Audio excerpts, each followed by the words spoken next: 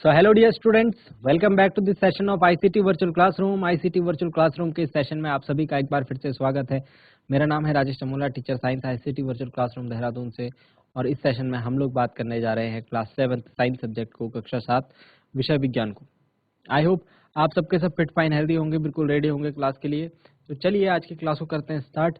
और आज की क्लास में हम लोग बात करेंगे कुछ ऐसे इंपॉर्टेंट पॉइंट्स के ऊपर कि जो कि आपके आगे आने वाले एग्जाम में आपके काम आए।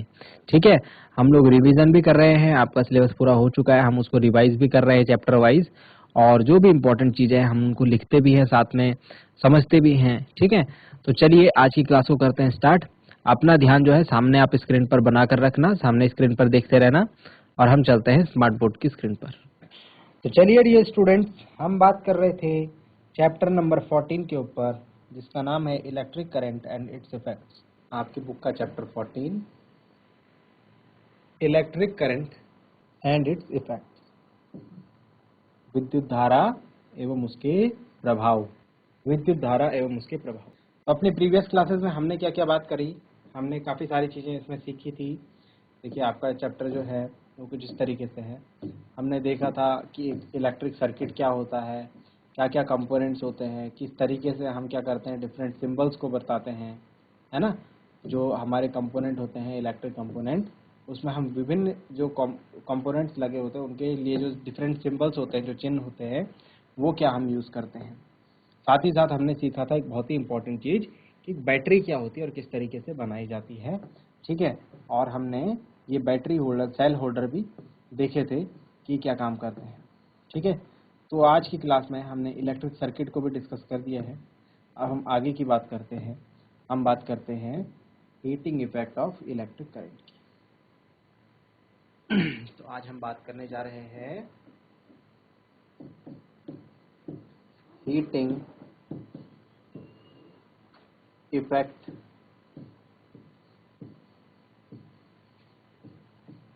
ऑफ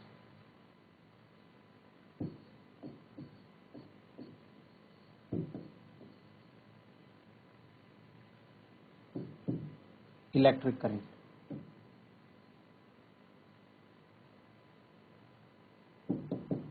वैद्युत धारा का ऊष्मीय प्रभाव। वैद्युत धारा का ऊष्मीय प्रभाव। चलिए, वैद्युत धारा के ऊष्मीय प्रभाव पर अगर बात करें कि ये क्या होता है, तो आपको एक पिक्चर दिखाते हैं और ये पिक्चर देख करके आप समझ पा रहे होंगे ये क्या चीज है।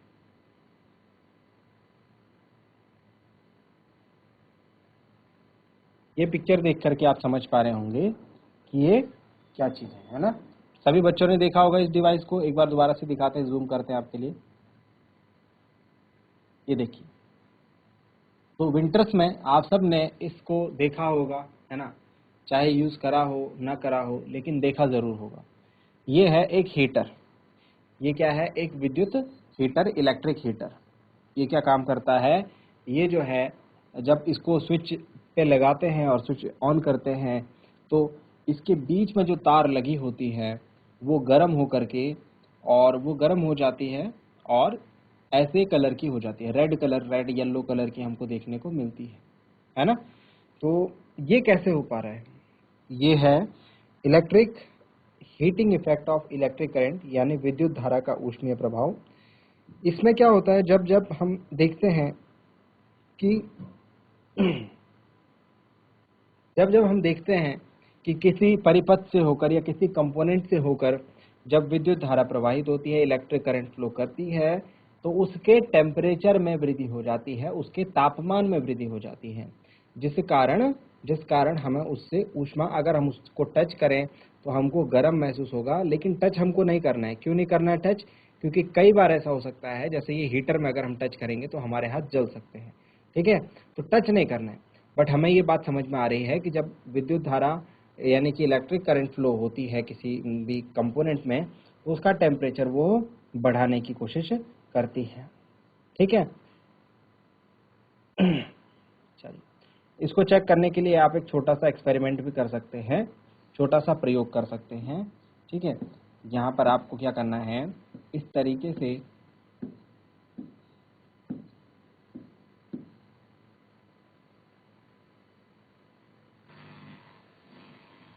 छोटा सा एक्सपेरिमेंट है आप लोगों के लिए। ये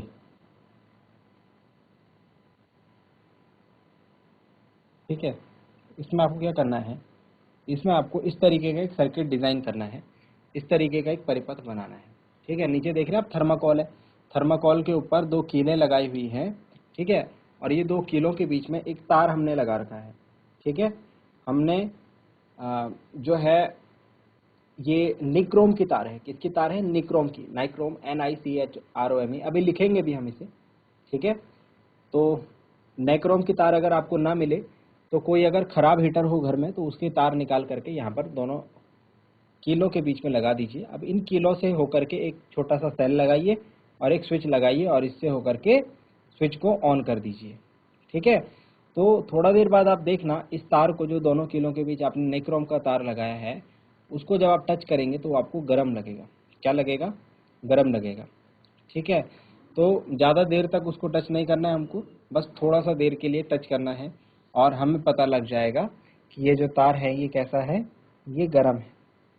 इस इफेक्ट को जब हम देखते हैं कि किसी कंपोनेंट से होकर के जब धारा प्रवाहित होती है और वो उसका टेम्परेचर बढ़ा देती है, तो हमें यहाँ से पता लगता है, इस इफेक्ट को हम कहते हैं heating effect of electric current.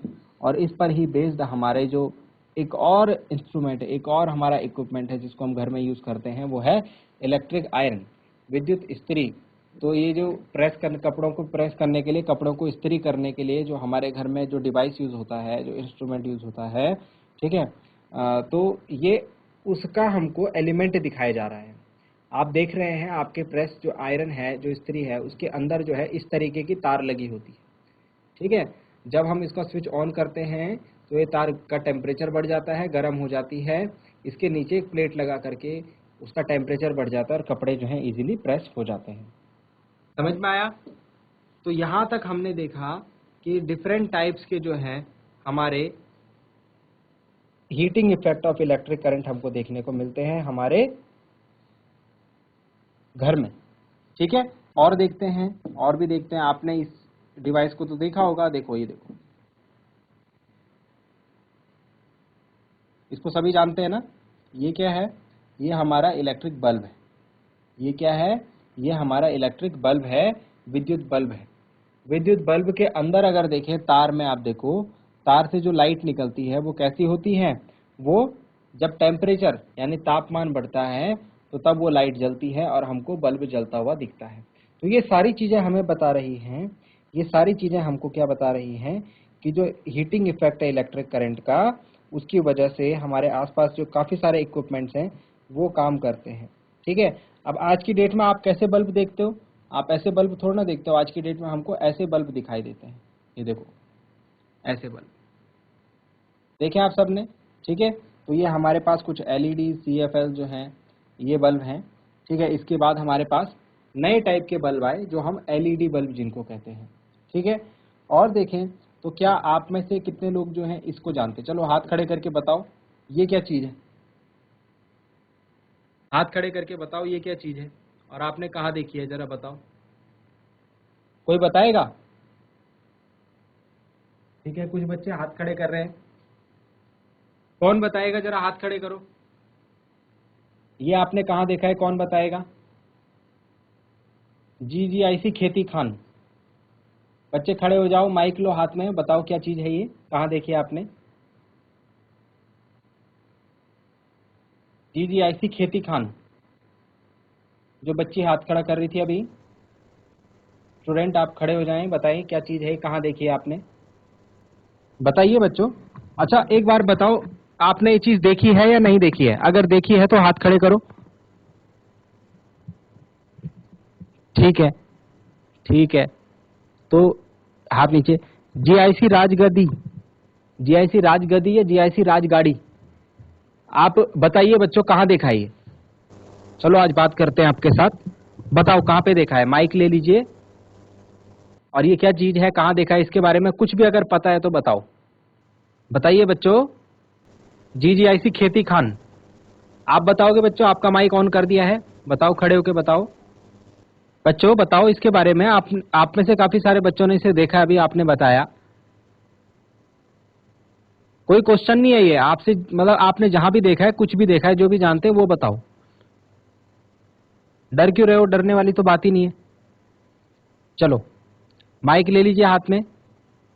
अच्छा कौन बताएगा इस क्वेश्चन का आंसर? जरा हाथ खड़े करो एक बार। आप लोग शर्मा रहे हो आंसर देने में। देखो बच्चों, शर्माना नहीं है यहाँ पे, ठीक है? क्वेश्चन तो ऐसा कोई क्वेश्चन ये नहीं है कि आपको मतलब जहां देखा है आपको वहां बताना है। कहाँ देखा होगा आपने इसको? सोचो जरा। आपने इसको देखा होगा अपने घर के मीटर के पास, जहां पर आपके घर का बिजली का कनेक्शन होता है ना, वहां देखा होगा। सिंपल सी बात है ना? तो ये क्या है? ये एक इलेक्ट्रिक फ्यूज है। ये क्या है? जीआईसी रीठा खाल से अगर बच्चे बताना चाहते हैं तो माइक लेकर के खड़े हो जाए। जीआईसी रीठा खाल, माइक ऑन है आपका, बताओ बच्चे। जीआईसी रीठा खाल, आप अपना कैमरे का एंगल ठीक कीजिए जो आपके स्क्रीन के ऊपर लगा है। अगर आप कर सकते हैं तो कैमरे का एंगल थोड़ा ठीक कीजिए। ठीक है, बताओ कौन बच्चा बताएगा? जरा हाथ खड़े करो।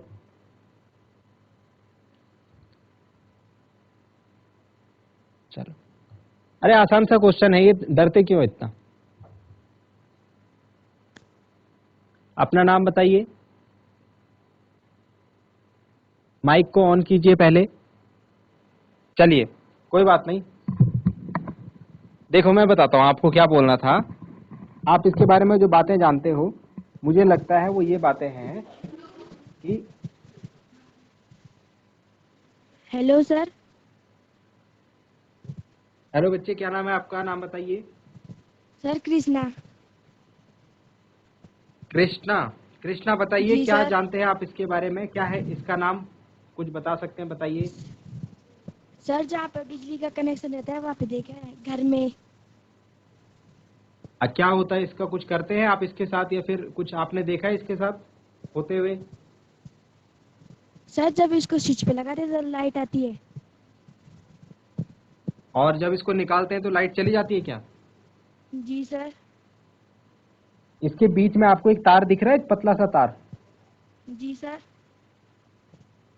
ये तार कभी देखा आपने टूटते हुए? जब इसको लगाया हो आपने, कभी देखा है ऐसा? सर पापा ने लगाया। अच्छा, पापा ने लगाया होगा, ठीक है। Very good Krishna. कृष्णा के लिए सारे बच्चे क्लैपिंग करेंगे। सारे बच्चे कृष्णा के लिए क्लैपिंग करें, जितने भी स्कूल्स के हैं। Very good. बस इतनी सी बात आपको बतानी है। बैठ जाओ बच्चे, बैठ जाओ। अब इतना सा बोलने में आप डर क्यों रहे हो? ये तो आपसे बातचीत, जैसे बात आप आपस में करते होंगे दोस्त लोग, वैसे ही बात करी है हमने। चलो अब कुछ पढ़ लेते हैं हम, ठीक है? आ जाओ। तो हमने आज बात करी काफी सारे डिवाइसेस के बारे में जो कि heating effect of electric current पर बेस्ड होती है। Heating effect of electric current क्या होता है? जब किसी तार से हम विद्युत धारा प्रवाहित कराते हैं, इलेक्ट्रिक करंट पास कराते हैं, तो वो तार क्या हो जाती है? गर्म हो जाती है। इस बात को लिखेंगे, इस बात को लिखेंगे सभी बच्चे। The wire gets hot when an electric current passes through it, passes through it। इसको हम क्या कहते हैं? This is the heating effect of electric current. इसे हम क्या कहते हैं? विद्युत धारा का ऊष्मीय प्रभाव, यानी heating effect of electric current कहते हैं। इसके एग्जाम्पल में क्या लिखेंगे? हमने क्या क्या देखा था अभी? एग्जाम्पल में लिखेंगे इलेक्ट्रिक एप्लियंस। मतलब एप्लियंस मतलब जो हमारे घर में उपकरण होते हैं उनको एप्लियंस बोलते हैं, ठीक है?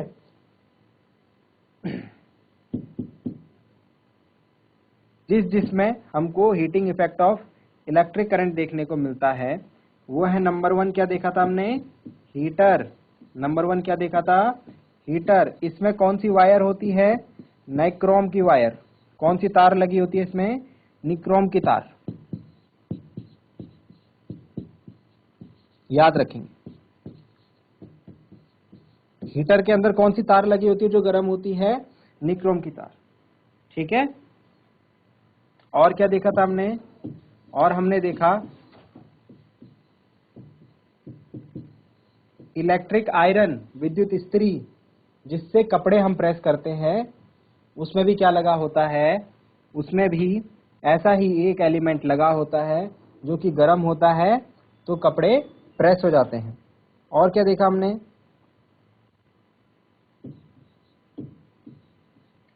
इलेक्ट्रिक बल्ब, जो हमारा बल्ब होता है विद्युत बल्ब, उसका फिलामेंट, उसके अंदर जो तार लगी होती है बल्ब के कांच के अंदर। ठीक है। और इसके अलावा फाइनली हम बात करेंगे फ्यूज की। इतना लिखो, फिर हम फ्यूज के बारे में बात करेंगे। चलो लिख दिया, ठीक है। अब हेडिंग डालेंगे इलेक्ट्रिक फ्यूज।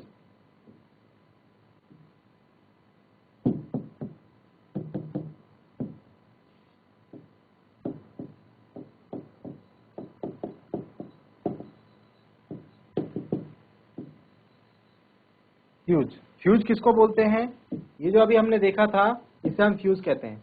अच्छा, आप इसके ठीक बराबर में देखिए एक और इमेज है। पहले ये फ्यूज ऐसे हुआ करते थे पहले के जमाने में, ठीक है। अब आज की डेट में ये ऐसे होते, देखो इतने छोटे से। आज की डेट में ये इतने छोटे से होते हैं, पहले कैसे होते थे, पहले ऐसे होते थे। आज कैसे होते हैं, आज ऐसे होते हैं। ठीक है। तो हम इसके बारे में अब लिख रहे हैं, लिखिए फ्यूज के बारे में। फ्यूज क्या होता है, electric fuses are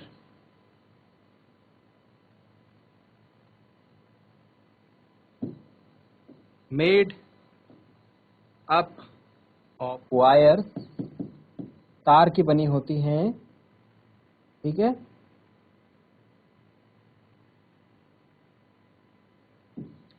which melts quickly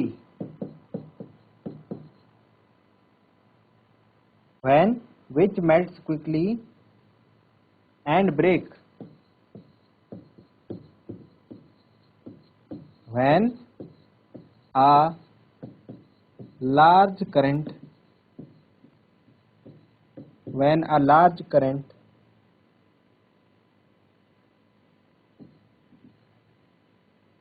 large currents are passed through them। जब उनसे होकर के बहुत ज्यादा धारा प्रवाहित होने लगती है तो इनकी तार जो है ये पिघल जाती है। मेल्ट होना मतलब पिघलना, एंड ब्रेक मतलब टूट जाना। ठीक है। जब इनसे होकर के बहुत ज्यादा धारा प्रवाहित होती है, लार्ज एक इलेक्ट्रिक करंट जाती है, तो ये पिघल जाती है और टूट जाती है।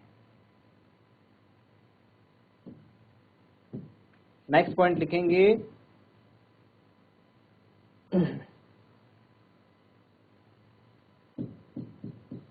इन ऑल बिल्डिंग्स, जो बड़ी बड़ी बिल्डिंग्स होती हैं, आप लोगों के जो घर होते हैं, fuses are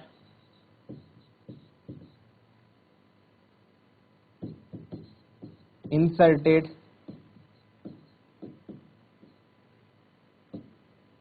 in all electrical circuits।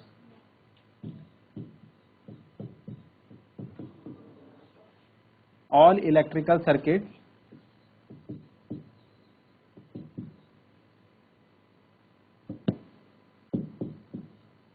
fuses are inserted in all electric circuits for safety major, मतलब कि किसकी सेफ्टी के लिए, जो हमारे घर में जो भी उपकरण लगे हैं, जो भी डिवाइसेस लगे हैं, जैसे हमारा फ्रिज हो गया, है ना, हमारी टीवी हो गई, हमारी वॉशिंग मशीन हो गई, इसके अलावा और भी जितनी चीजें हमारे घर में हैं, ठीक है, तो जब ये लार्ज करंट उनमें जाएगा तो फ्रिज जल जाएगा, टीवी जल जाएगा, वॉशिंग मशीन जल जाएगा, है ना, ये खराब हो जाता है। आपने सुना होगा कई बार कि ज्यादा करंट आई, ज्यादा लाइट आई, ज्यादा बिजली आई और जो घर में जो भी डिवाइसेस रखे थे वो सारे के सारे क्या हो गए, जल गए। तो वो इसीलिए जलते हैं। तो उनको जलने से बचाने के लिए हम क्या करते हैं, हम फ्यूज लगाते हैं घरों में। जैसे ही लार्ज करंट आता है तो हमारे जो भी उपकरण है, हमारे जो भी एप्लियंस है, उनमें जाने से पहले वो फ्यूज में होकर जाता है, फ्यूज की तार पिघल जाती है और टूट जाती है और आपके घर की लाइट चली जाती है और आपके जो भी घर में उपकरण है, टीवी वगैरह, वो सब के सब क्या रहते हैं, सुरक्षित रहते हैं, सेफ रहते हैं। ठीक है, तो ये काम होता है इसमें।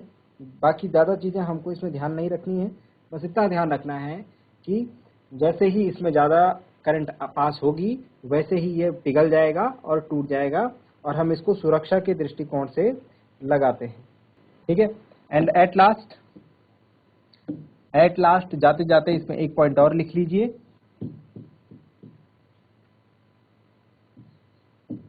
Electric fuse is based on heating effect of electric current. हम क्या पढ़ रहे हैं, heating effect of electric current. तो ये जो इलेक्ट्रिक फ्यूज है ये heating effect of electric current पर बेस्ड है। तो जो इसकी वर्किंग है, working of electric fuse is based on heating effect of electric current. समझ में आ गया। तो इलेक्ट्रिक फ्यूज के बारे में इतनी बातें आपको पता होनी चाहिए। ठीक है, इतनी बातें आपको बतानी है कि जब कोई इलेक्ट्रिक फ्यूज होता है तो उसमें क्या क्या चीजें होती हैं और वो किस बेस पर काम करता है। तो heating effect of electric current का जो प्रिंसिपल है उस पर ये काम करता है। ठीक है, और इसको सब जगह लगाया होता है, हमारे घरों में ये लगा होता है, क्योंकि सेफ्टी मेजर, हमारे घर में जो भी एप्लायंस होते हैं उनकी सेफ्टी करने के लिए हम क्या करते हैं, बाहर फ्यूज लगाते हैं। अगर फ्यूज नहीं लगाएंगे तो हमारे घर के जो एप्लायंस होते हैं वो जल सकते हैं, है ना, वो खराब हो जाते हैं, जिससे आग भी लग सकती है। तो काफी सारी चीजें इससे होती है। तो जल्दी से इसे नोट डाउन कर लीजिए। ये था हमारा इलेक्ट्रिक फ्यूज के बारे में। चलिए जल्दी नोट डाउन कर लीजिए।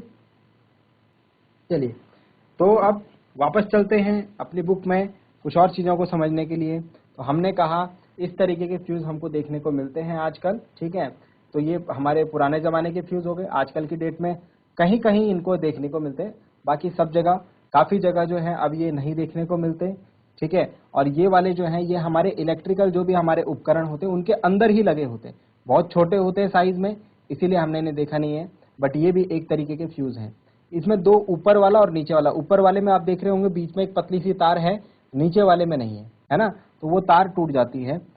सेम टू सेम जैसे जो हमारा ये बड़ा वाला फ्यूज होता है ना, इसके जैसे वर्किंग होती है।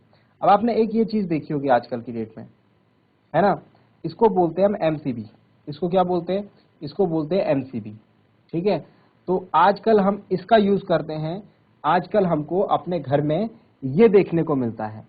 ठीक है, इलेक्ट्रिक फ्यूज जो पुराना वाला था ना, ये ऊपर जो हमने अभी देखा, ये वाला नहीं देखने को मिलता है, ये वाला फ्यूज। ठीक है, ये बहुत कम देखने को मिलेगा आपको, किसी किसी के पुराने जो कनेक्शंस होंगे वहां पर देखने को मिलता है। बट घरों में आमतौर पर आजकल हमको ये वाला फ्यूज देखने को मिलता है। अब ये क्या है, इसे हम कहते हैं एमसीबी। ठीक है, इसे हम क्या कहते हैं, एमसीबी। तो अब इसके बारे में पढ़ते हैं कि ये एमसीबी क्या होता है। नेक्स्ट पेज पर हेडिंग डालेंगे एमसीबी। एमसीबी सबसे पहले आपको याद रखनी है एमसीबी की फुल फॉर्म। तो एमसीबी की फुल फॉर्म याद कर लीजिए, इसको क्या होती है, miniature circuit breakers. Miniature circuit breakers. तो एमसीबी की फुल फॉर्म क्या होती है? Miniature circuit breaker. क्या काम करता है? अगली क्लास में इसके ऊपर बात करेंगे। एमसीबी की फुल फॉर्म को याद रखें, मिनिएचर सर्किट ब्रेकर। ठीक है, आगे की बातें हम लोग नेक्स्ट क्लास में करेंगे। तो hello dear students, I hope आपको जो बातें बताई गई आज की क्लास में वो समझ में आए होंगे, आपको इंटरेस्टिंग लगी होंगे और आपने ध्यान दिया होगा। साथ ही साथ ये भी उम्मीद करता हूं कि आप इनको घर से एक बार रिवाइज करके जरूर लाएंगे। मिलते हैं अगली क्लास में एक नए और इंटरेस्टिंग टॉपिक के साथ। क्लास से जुड़ने के लिए आप सभी का बहुत बहुत धन्यवाद। Thank you very much and have a nice day.